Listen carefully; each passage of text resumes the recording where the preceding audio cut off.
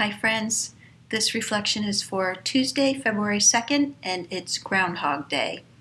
And I'm laughing because for the past several months I have a friend who works from home every day, and whenever I ask her how she's doing, she always says, "It's Groundhog Day all over again." And it's a reference to that movie Groundhog Day, and in case you haven't seen it, I think it's from the early 1990s. It's a Bill Murray movie. Bill plays a weatherman named Phil who travels to Pennsylvania to cover the Groundhog Day festival. Now, Phil is obnoxious, he's rude, he's self-centered, he's very cynical. And he's deeply resentful of the fact that he has to cover this Groundhog Day festival. He's all about advancing his career, and he cares very little about anybody else. So in the movie, the groundhog sees his shadow, 6 more weeks of winter, and that night Phil's trapped by a snowstorm and he has to stay another night in Pennsylvania. He wakes up the next day to discover that it's still February 2nd, it's Groundhog Day. And the same thing happens the next day and the next and the next, and he's stuck in this cycle, this living Groundhog Day over and over and over again. I think many of us have kind of felt like that during the pandemic, like we're living the same day over and over and over. But I also think it can happen when we don't have a pandemic. We can feel stuck in cycles of cynicism or resentment, maybe stuck in a cycle of worry or of hopelessness. In the movie, Phil experiences a transformation through living the same day over and over and over.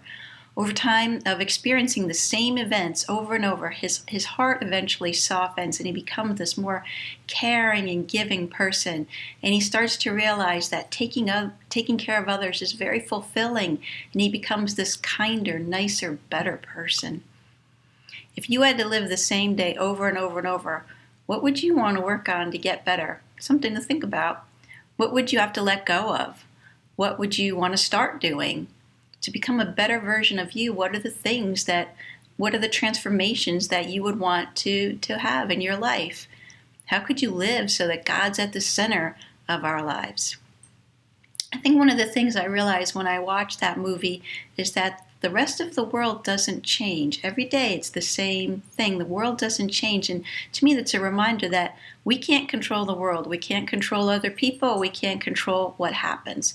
All we can do is control ourselves. And we can start with how we live in the world and how we treat others. The thing is that we're never stuck in a Groundhog Day cycle.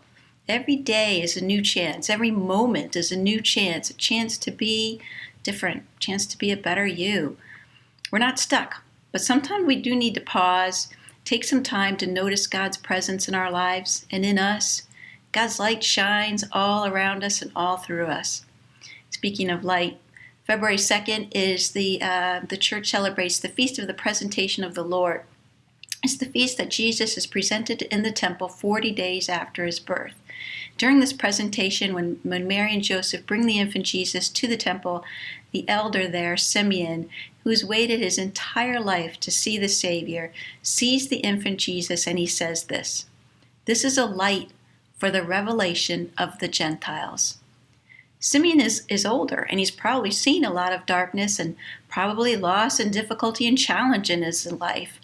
But he always waits, and he keeps that hope. He keeps looking for that light, and he waits. And then he points to Jesus, light for the world. Today we also celebrate Candlemas, which is a celebration when all the candles on the church would be blessed. Light symbolizes Jesus and the light of the world, and it reminds us of those words spoken by Simeon of Jesus being a light of revelation. At each of our baptism, we are presented with a candle, and we're told that we've been enlightened by Christ and see that we keep that flame alive. So how do we keep the flame alive? How do we live so that others see the light of Jesus in the world? On this Groundhog Day, legend has it that if the groundhog Phil sees his shadow, more winter. If not, spring is coming. No matter the weather or how long it takes for spring to come, it'll come.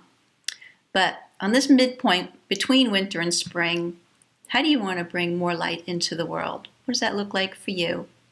These have been dark times, and our world could definitely use a little light.